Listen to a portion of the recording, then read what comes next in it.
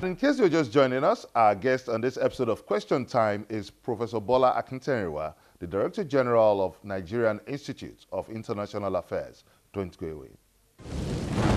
Now that brings us back to the questions that have been asked the up to time. Who are the Boko Haram terrorists and what is their mission?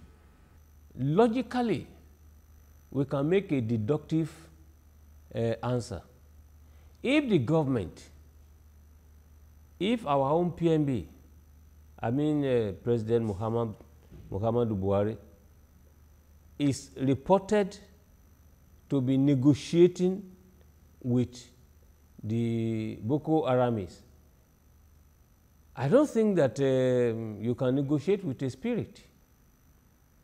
The person you are negotiating with must have an identity. Now, you talked about negotiation. You raised the issue of negotiation and the deals Nigeria has been having with some of these insurgents. But this is not the first time we'll be talking about negotiating or dialogue with insurgents.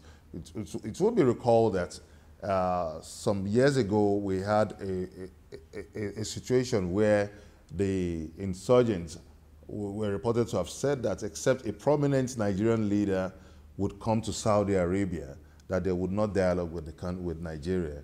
And we also have another situation where Ambassador Tukur, the former principal private secretary to President Jonathan, was involved in the brokering of the deal between the insurgents. And it was reported that it was a scam and several millions of dollars was involved in this. So now Nigerians are becoming so suspicious. They are becoming easier to fool and more difficult to fool, but easier to bowl. So what's your reaction to this? Explain. Yeah, you see, thank you for your observation. There's no fooling of anybody. You see, we cannot say that if President Buhari had said his government is negotiating, that does not mean there is no negotiating. The truth is that we have many groups under Boko Haram. When I raised the issue earlier on by asking which group, which Boko Haram are we negotiating with? Who do you want to negotiate with? Do you want to negotiate with the Boko Haram as a group in Nigeria, or the Al-Qaeda International that it is also representing, or with which it has solidarity? If you are negotiating with Boko Haram in Nigeria, will that one cut the umbilical cord tying the Boko Haram in Nigeria and the Al-Qaeda International, or the regional Akim here, Al-Qaeda in the Maghreb? Is there any hidden agenda? Do you sense some hidden agenda? Because it appears that some informations are deliberately being hoarded. Well, I will also say again yes and no. You see, what the security people do know, do they have to tell the generality of the Nigerian people at this critical time, when the Chibok girls are still there, when the battle is still, is still on? And if you now have to uncover information that has the potential of undermining your own security objective, why must you tell people? Are this information being classified based on national interest or for some selfish political motive? Because we also have reports that some top politicians are running this course for their selfish motive. What is happening is that, yes, people have reasons for engaging in different things. If you look at the most recent case of coup d'etat in Burkina Faso, you have a transitional government there put in place late last year to organize fresh general elections, as a follow-up to the ousting, forceful withdrawal of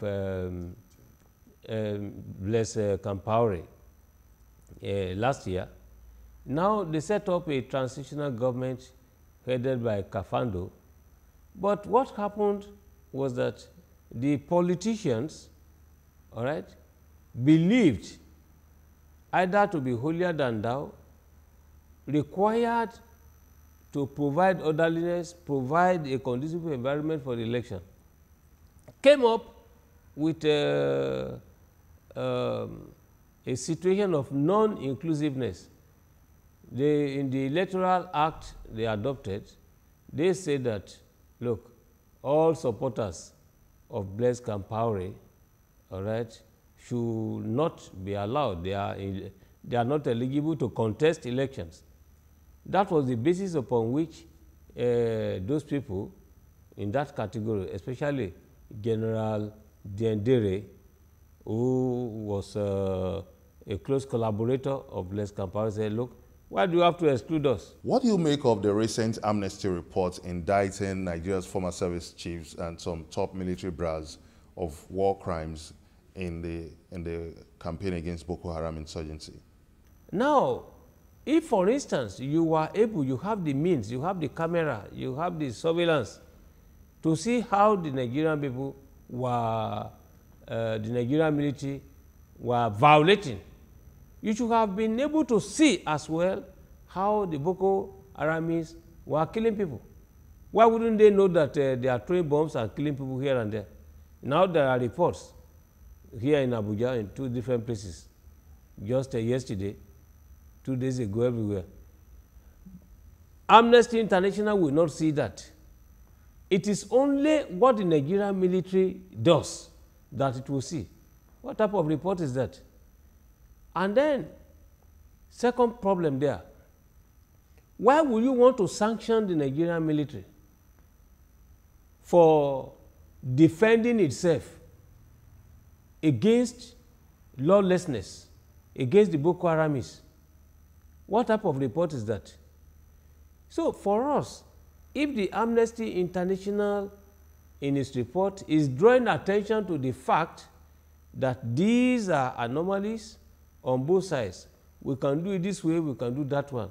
Please, Amnesty International is nothing more than unnecessary control of the whole world, all right, whereby reports are just made, but not, in fact, the report is nothing more than comments.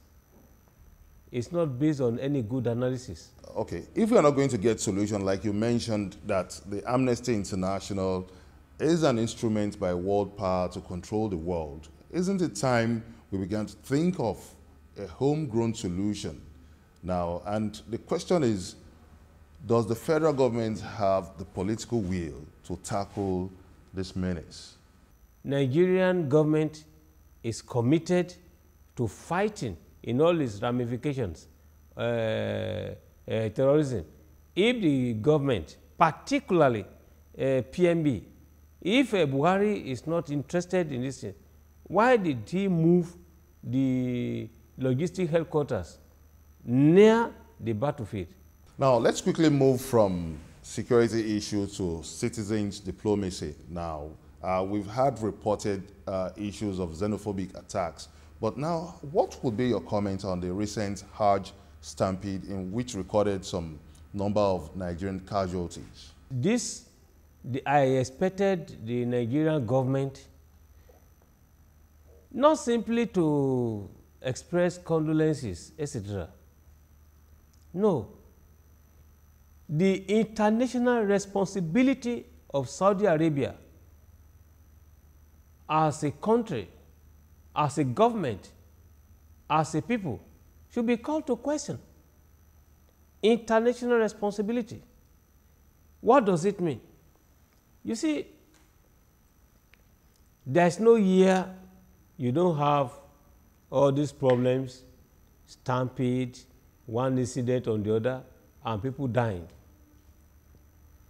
Since people want to go to the holy place, please, there is always the required international responsibility of the host government to ensure security for everyone. Before we wind down on this conversation, let's look at the forthcoming International Day of the United Nations. United Nations at 70.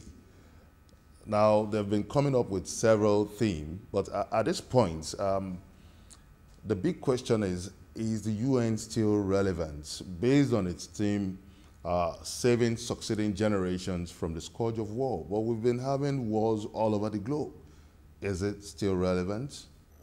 Well, for whatever it is worth, yes, we should continue to preserve it.